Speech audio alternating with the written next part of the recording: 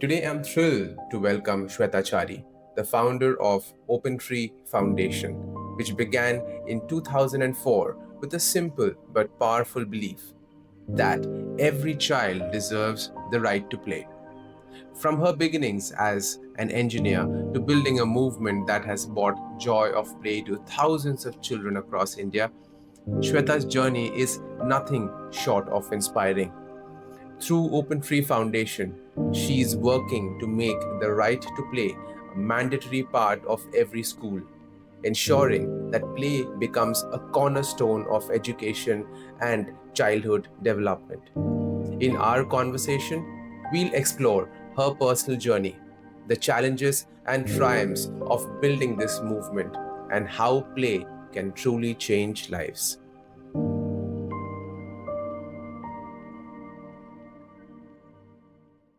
So, Shweta, hi.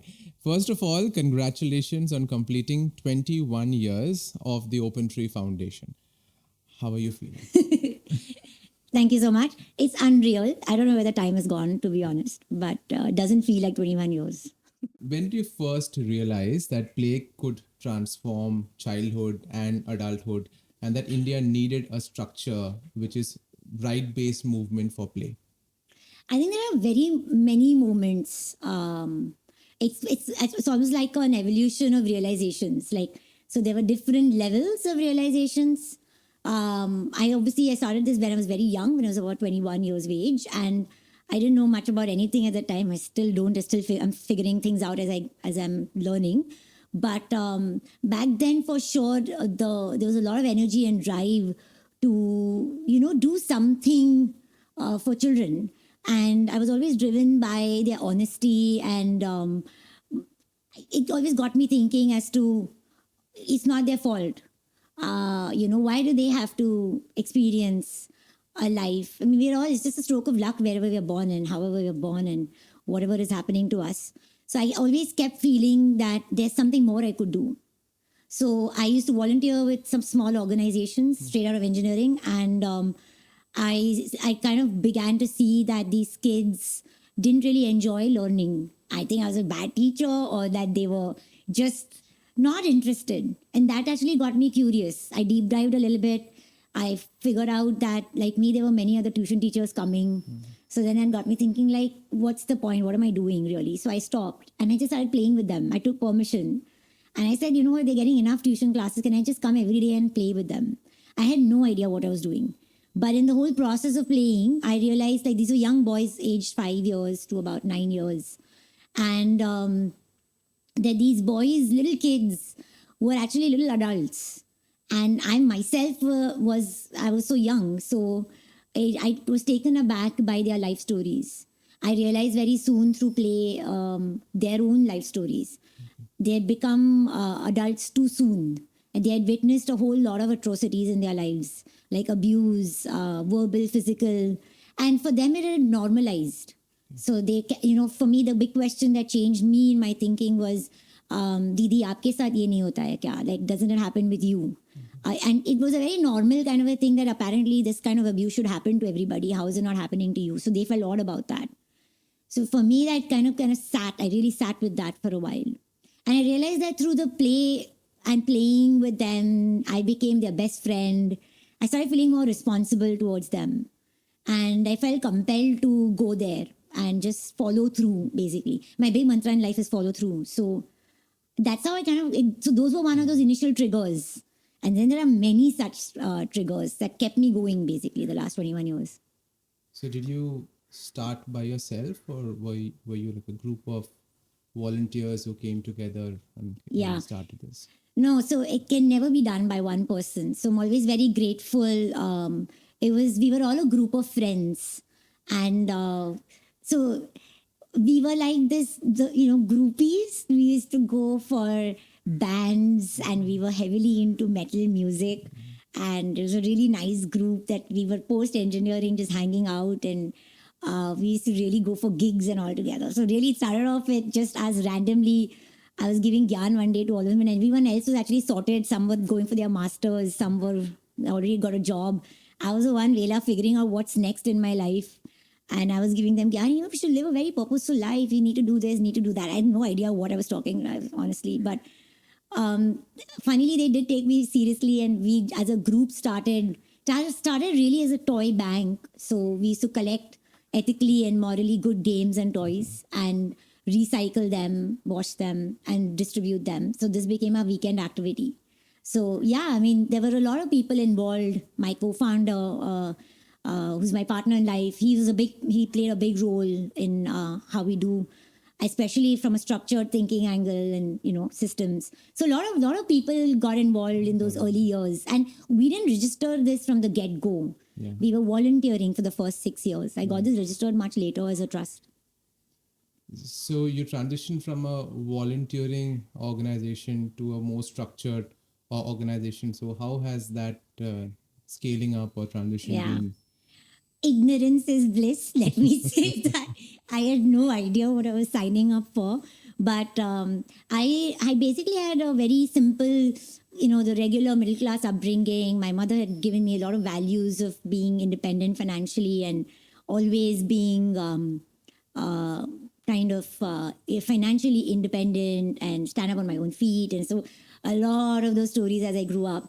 I had a very interesting uncle who exposed me actually in a way to a lot of the real world. He was a journalist, and he was a radical thinker. He is a radical thinker, and so in my early years, there was a lot of influence of him and his thinking, and that got me to question a lot of things in the world and why things are the way they are, and what's my role in the world. Because when you go through these professional courses like engineering, or even for that matter the MBA that I had kind of started, it's a lot of about how much money you'll make, or kind of jobs you'll get, and it's never really about what impact you'll put or bring into society. We're never really taught. That narrative is never there anywhere. So at that time, and for me, it kind of clashed with my upbringing and the values that were taught to me. So it was full chaos in my head actually. So in a way, the journey between, so I'm glad I volunteered for the first 6 years, because it taught me what not to do. It taught me what I should do. It taught me a lot about commitment. And so post registration, I became a bit more organized and got deeper in how I do what I do. It's one thing to have a great idea but not have a plan with it. I'm somebody who plans like a lot before I get into action. But I'm also somebody who actions things out, and I don't just sit with the plans. So somewhere, just the planning doesn't help, and just action without a plan is not a good thing. So somewhere that balance kind of set in for me at that time. It was like a gestation period for me to just breathe and understand, hey, this is what I want to do with the rest of my life, or at least most of my life. Yeah. Wonderful. So you had the clarity when you're 21 years old. That itself is a blessing. But coming from a middle class family myself, the priority was always to earn and make so how did you manage to dodge that bullet? Oh no, I didn't dodge it. I had a full-time job while I was running this. I worked extremely long hours. Okay. I used to get up very early, and we were using a space for free for the first few years. Somebody was kind enough to give us space to work for this organization for free. So I used to go early mornings, work there, and then I used to go for my day job. I finish that and just come back to this place. I used to work till late in the night and then head back home. So I like really lost. I didn't have any social life. No, it's just a certain. It's not even. I think if anybody wants to do anything meaningful or have a life of purpose, I think this is bare basics. And I didn't think through too many things. In a way, it's a good thing. You're saying I had this. I think this good and the bad. I didn't think through too many things on these things. Right. I just did. So I just followed what my heart was telling me to do. And but I also my head knew that I had to be financially independent. I didn't have the liberty of just throwing things off, and I had to earn. I had to contribute a certain thing at home. So it was very difficult. Yeah. When I had to actually quit my job because this kind of grew really big. Big in the sense that it was growing and I wanted to kind of, make it bigger. I realized at the time that I had to quit my corporate job. Yeah. And I had a very, very difficult time doing that. I remember going through a lot of emotional moments and fear and not having an income monthly was something like, it was damn scary. I remember one of my trustees, whom I really look up to even till today, he at the time had told me, like, very interesting. I picked up the phone and spoke to him, and I said, I'm very scared. I don't feel like putting in my papers. I don't know. I'm used to this. And somewhere, I don't know, may sound little, random, but he said, whatever your dues in life are, in some point you'll always get them. Remember that. Just follow your heart. What do you want to do? I just did it. Yeah. I just went with it. Yeah. It was crazy, but I did it. I think it is just the drive for purpose and the energy that you have during your younger days and the drive to accomplish it. Because I'm sure you would have faced a lot of resistance, both internal and external, correct? To make you doubt what you're doing. That also would be part of the game, because that's what every entrepreneur also goes through. Like, did you go through that phase as I well? go through it all the time. Even now I do. It was very difficult initially because, especially initially now, I mean, there's a little bit of life experience, so there is some bit of balance in my head, although there's so much more to learn. But earlier it was very tough because conceptually, play it still is, was very abstract. It's not tangible. And I kept talking a kind of a language that I thought everybody was understanding around me. And I was being naive, or I don't know what, but I was so into it, and I believe in it so much that I couldn't understand why people aren't processing this. So many times people advise me, isme kya hai? Like, like there's so many other problems in India. Yeah. What's with play? Like, this is not a need. Have you done your homework? Have you really assessed? I've been asked a lot of questions, and I've had to go through a lot of self-doubt, like so many times. And not just in the early days, even now in the last few years, it's you're constantly coming up with something new or something novel or something which is thoda hatke or something which is, in our case, quite abstract from a solution for humanity kind of a thing. Play is absurd for most people because they haven't really thought through or actually experienced it. And I feel really bad because people haven't experienced the power of play, and so they're saying all of these things. So yeah, it's experienced a ton of resistance. Do you think everyone knows the importance of play, but nobody wants to take it up as a movement? And that is what you have done. So, is that the reason people to acknowledge it? I think so. I mean, that's a very, very good question, because I feel that a lot of the people, in theory, it's like, arey wah, it's good to have. Yeah, it's a very good idea. But immediately the connection goes to sports.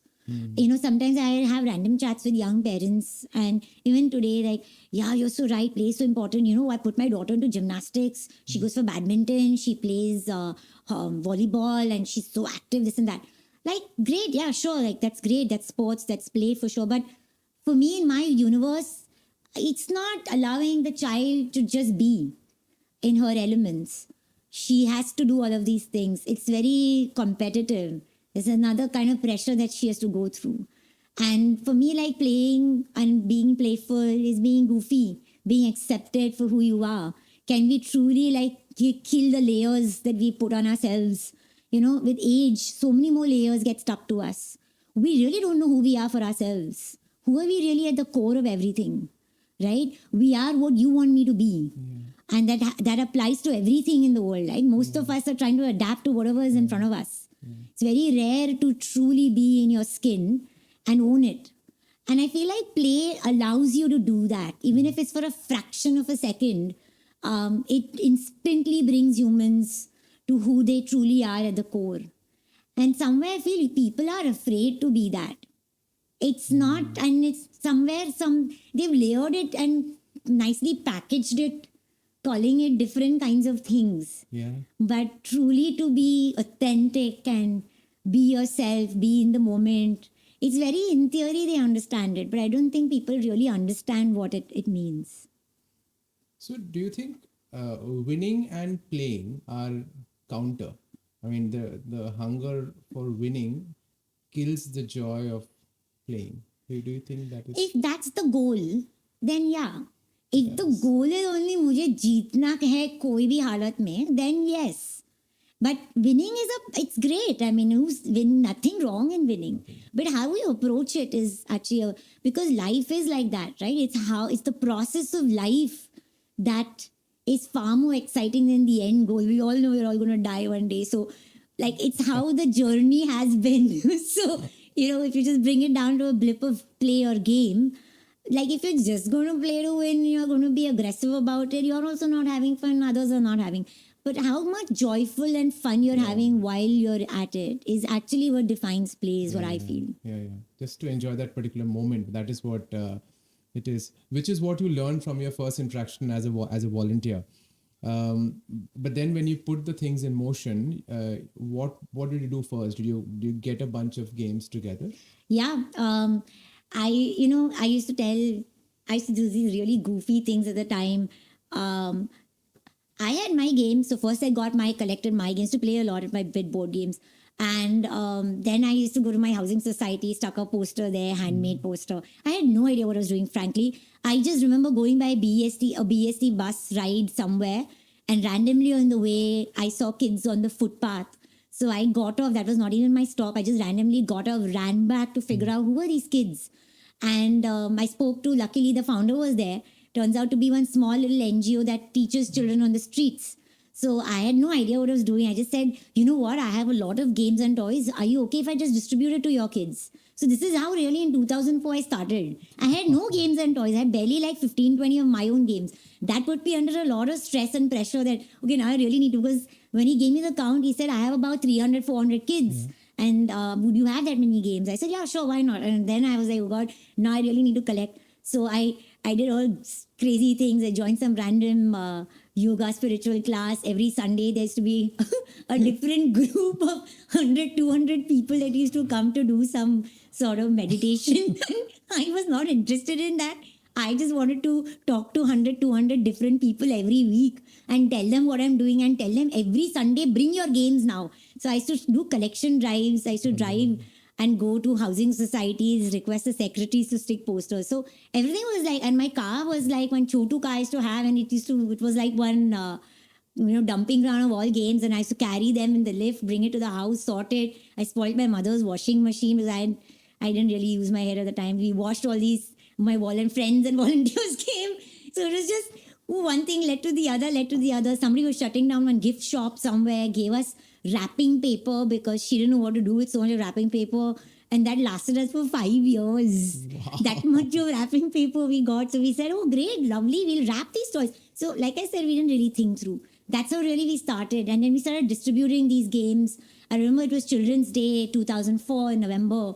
We started our day about 6:37 in the morning. And it was like like a mela. Like I was driving, somebody went behind me, 3 cars, 3 bikes, and 1 tempo. And we were all like one circus rally. Were driving around the cities, the gullies of Mumbai. And it was insane. It was quite some experience. From morning 7 to about 9 in the night, we just kept distributing games. So we gave games to that particular thing. Then we had extra games because we had collected so many in the course. Yeah. Went to Cooper Hospital, went to the government's hospital. No permissions, just distributed. Went to another home, distributed. Went to Thane. Thane, there was some random street kids distributed. We had so many. Morning to night, we just distributed games. And like for me, it was a big click in my head. I'm like, and these kids were coveting. They were not opening the games. And I was like, खोल क्यों नहीं रहा है? I wanted to see the joy. And he's like, नहीं, दीदी, खराब हो जाएगा. And I was like, अरे यार.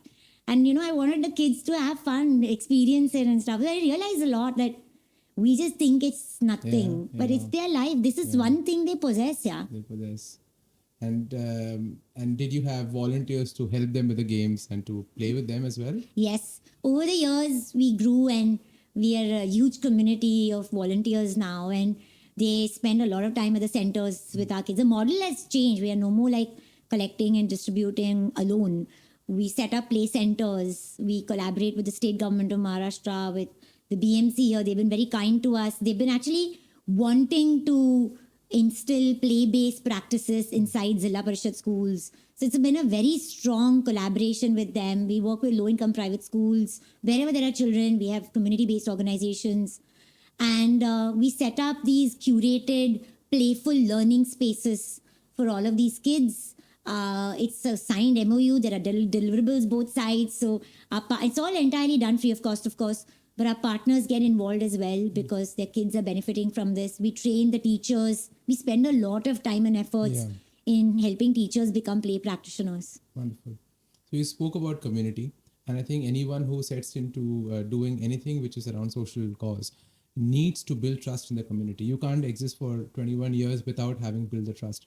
What are your experiences about building trust in the community? One of the things, it's been a very tough one for us actually, is we have to be very mindful of the context that they are in or they come from. Right. It's not कि यहाँ पे चल रहा है तो वहाँ पे भी चलेगा or anywhere it's not one size fits all at all. Yeah.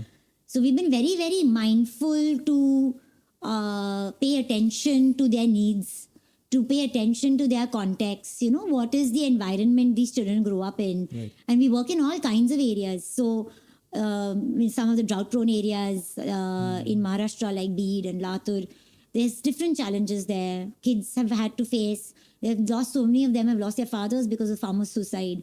You can't approach those kids in the same way that you'd approach children in a slum community in Mumbai. So we listen really well. We pay attention to what they have to say, what are their needs. Right. And it's not like we're sitting and solving all their problems, frankly. We are curating and adapting and constantly evolving our work to suit their needs. Right. So that play has the maximum impact then. Right. If we just go with, whatever, like, here, take this game. Right. We're very, very careful of the visuals. What are they actually seeing? What are the kids seeing? It can't be something they can't relate with. Contextual. Yeah, totally contextual. So we are very mindful and deeply involved.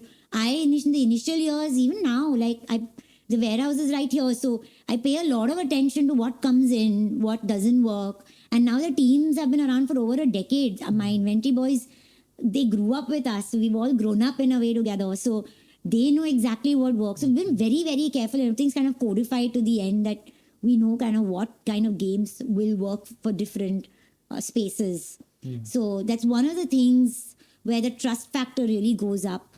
And now we've had relationships with many of our partners for over 12 years. Right. So it's only gotten, it's a collaborative model. And they give us space. We use their strengths in the local areas because they are present there, and ride on that strength of theirs to percolate within the communities. Right. So they support us when we provide all the material, we provide all the curation and all the intelligence that goes behind play. Right. Yeah, so it works quite well. I think one of the biggest things is how do you gain that trust? Only when you work together and when you listen to each other that happens. Right. So your name, your organization's name is Open Tree Foundation, which I love. Open Tree. So and kind of gels with what you're saying about communities as well. So what was the thought behind Open Tree Foundation? It's a very funny story. I don't know if I should say that, but we had a cat named Optree. Nice. We've been goofy with everything is playful now. So Optree became Open Tree. But we really liked Open Tree when it kind of just occurred to us. It was Vikram's idea and he's coined this name, and it kind of gave that, because play is like that. Right. We are free when we play. Right. We're more open to life. Our brains expand. Our unlearning abilities increase. Right. We're less rigid. So in that sense, and trees are like that. Yeah. They're so giving. Really good. So it kind of worked out really well, but it's always thanks to that little cat we had. Beautiful. Always. Now you started your journey. You said you were very, and I think in a way you're very stubborn as an individual, right? That is what I pick up, because you were at it.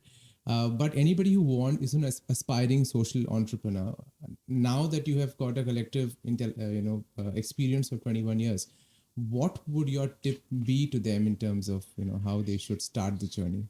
I've been very hard about this actually, because I've had mentors and advisors guiding me along the way, and one of the biggest things I always ask, and this is something I do for myself, so it's not like this part I'm not giving gyan, so I honestly practice it. I think it's very important to have the answer to why do you want to do what you're doing here. this is less about me and it's actually nothing about me. But having said that, there's also a selfish thing. I am happy because of this. Right. So there's always something that I have to, that satisfies my spirit. But if the why ka answer is not in place and the why ka answer is only me, then there's something super wrong with this. So let's answer this first from करना क्यों चाहते हो, फिर बाद में क्या करना चाहते हो. If you're able to answer the why and understand that, hey, listen, I'm here and I'm going to follow through and I've committed. Because commitment is huge because ideas will come and go. And it's a very, very tough journey, right? Every day is a different challenge.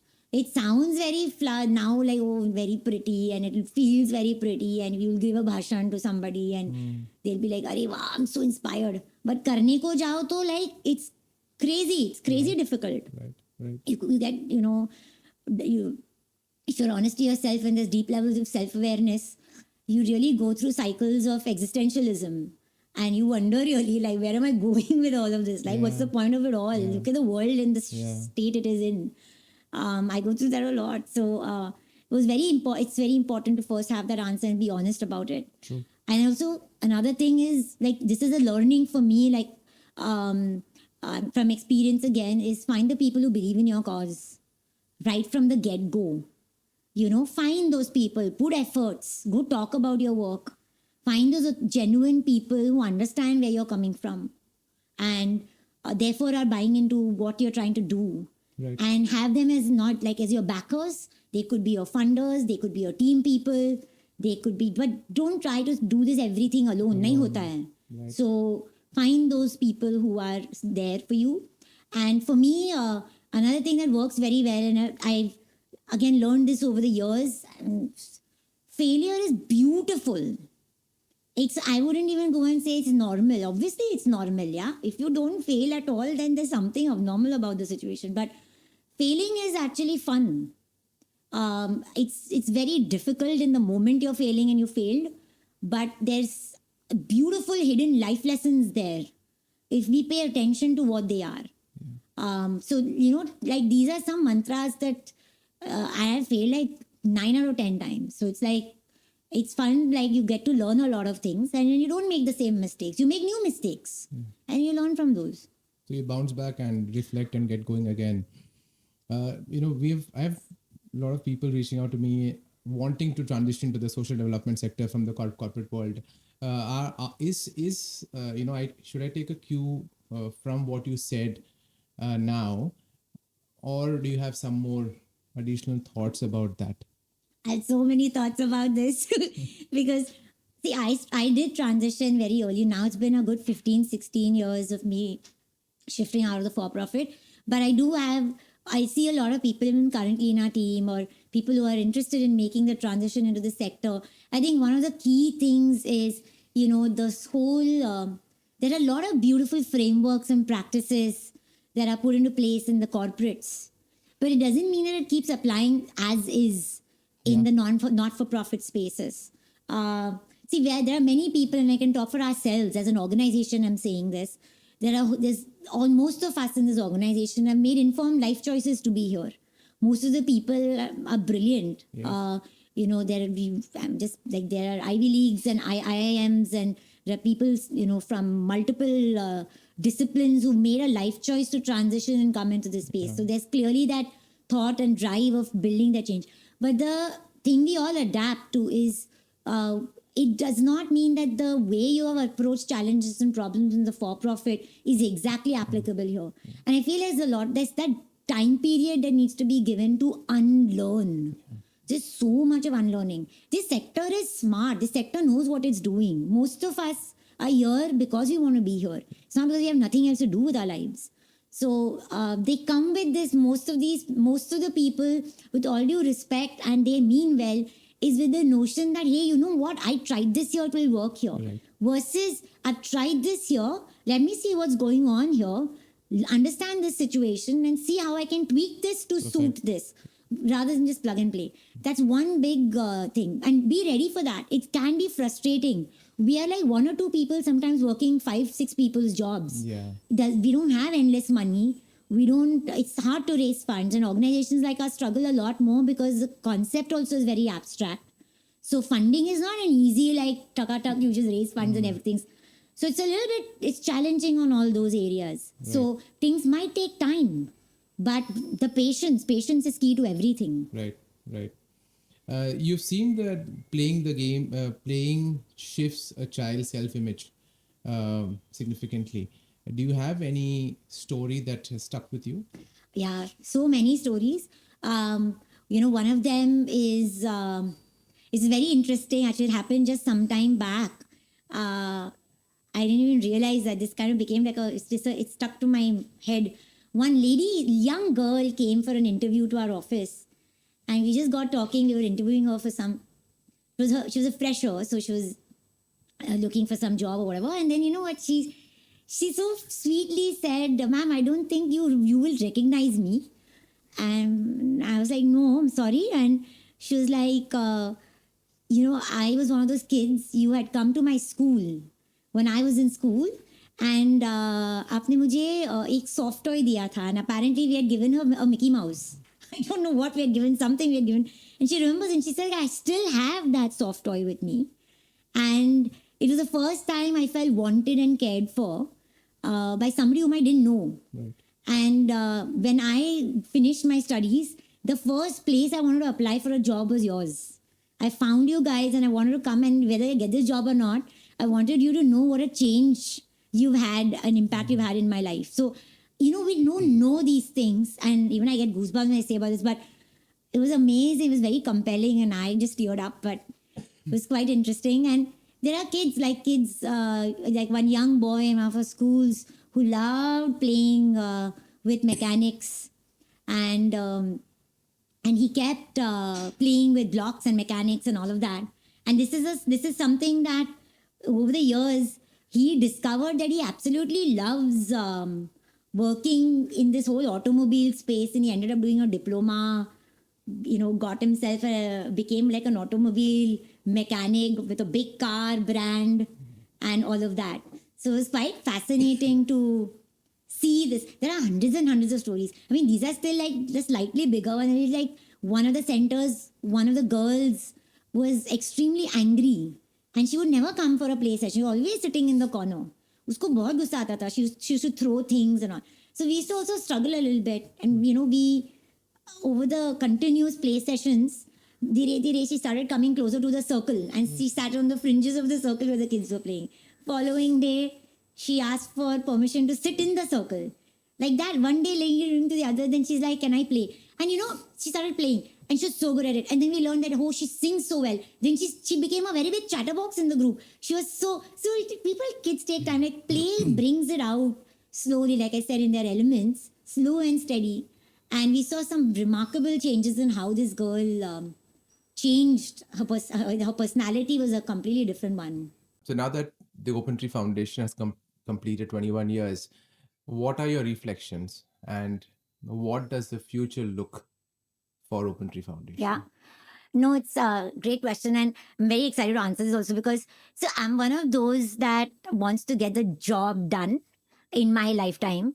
कोई legacy नहीं छोड़ना है. Just the impact has to be so powerful that catches on, and kind of you completely set a trend, and you mainstream play in India. So we are here to build this field of play in the Indian context.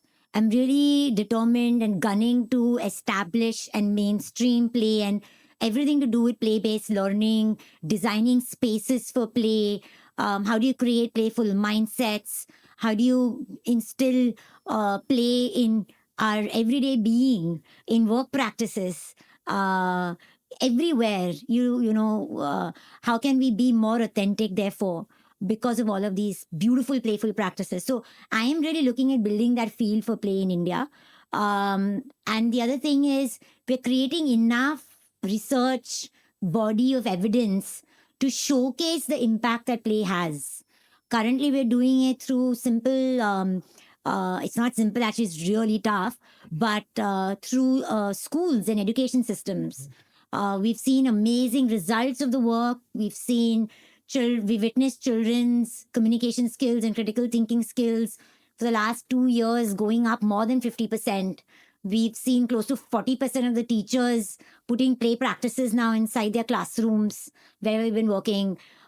We've seen teacher-student bonding go up by 5 times from what it used to be before play was installed in all of these spaces. So, I'm very motivated just by these numbers are one thing, but we see this every day. I witness these changes every day. So, kaise bhi to right to play at a policy level needs to be established. And I wish for the government that you guys have done a great job with right to education. We've done the what ka answer. Can we answer the how are they learning? I'm more interested in how our children are learning. Very easy to say employability skills kam hai, ye hai, wo hai. How will they break the cycle of poverty when they're not equipped only in the first place? So as this whole aspect of creating India as one of the most playful countries in the world, and that's where we are heading. Totally love the vision, Shweta. I'm just absolutely in love with it. And I have significant lot of takeaways for me in person as well. So wishing you all the very best. Thank you so much. It means a lot, and it's going to take a lot of efforts from everyone. So get involved. Yes, absolutely. Are you ready for the rapid fire? I think so. You look ready. Your favorite childhood toy? I used to play this game called Drive Ya Nuts. It used to be my favorite game. It's like these hexagon little plasticky things with numbers on each side of that. And you have to match it with the other hexagon piece with the same number. It used to keep me busy all day. I think it was my mother's trick to just kind of keep me busy. It worked. Perfect. Playtime activity you still enjoy as an adult? I love solving puzzles. There's always a puzzle on. As I speak, I'm solving 1,000-piece puzzles. Like Taj Mahal is getting created at home right now as I speak. Yeah. Awesome. Your favorite cartoon or comic character? I love Calvin for his imagination, his curiosity, and the kind of world he's created with Hobbes. It's very relatable. I just love him. Favorite way to celebrate small wins, both personal and professional? I really like to listen to a lot of classic rock. I listen to a lot of Western classical music and Indian classical music. So I don't know. I just kind of get some downtime and listen to a lot of this music, and I love Jim Morrison a lot. So I listen to my favorite Roadhouse Blues. It just gets me pepped up. I get very happy, yeah. And also chatting with my best friend, my partner, like we really chat a lot. So morning coffee times are the best times because there's a lot of exchange of wonderful information and new learnings. So yeah. A holiday destination that rejuvenates you? Oh man, so many.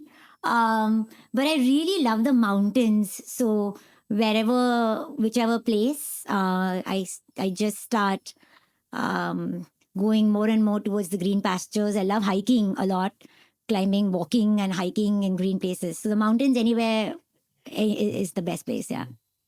Complete this sentence. In 10 years, every child in India will be for sure empowered with play and by play. Will have amazing opportunities in its life, but through play. Everything around that child will have play-oriented practices.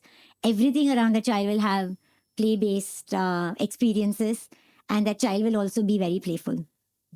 One word that best describes your journey with Open Tree Foundation. I'm not going to mince my words. It's been tough, but exciting. Super. That is great. Awesome. Thank you, Mo. Thank you so much. Yes, damn cool.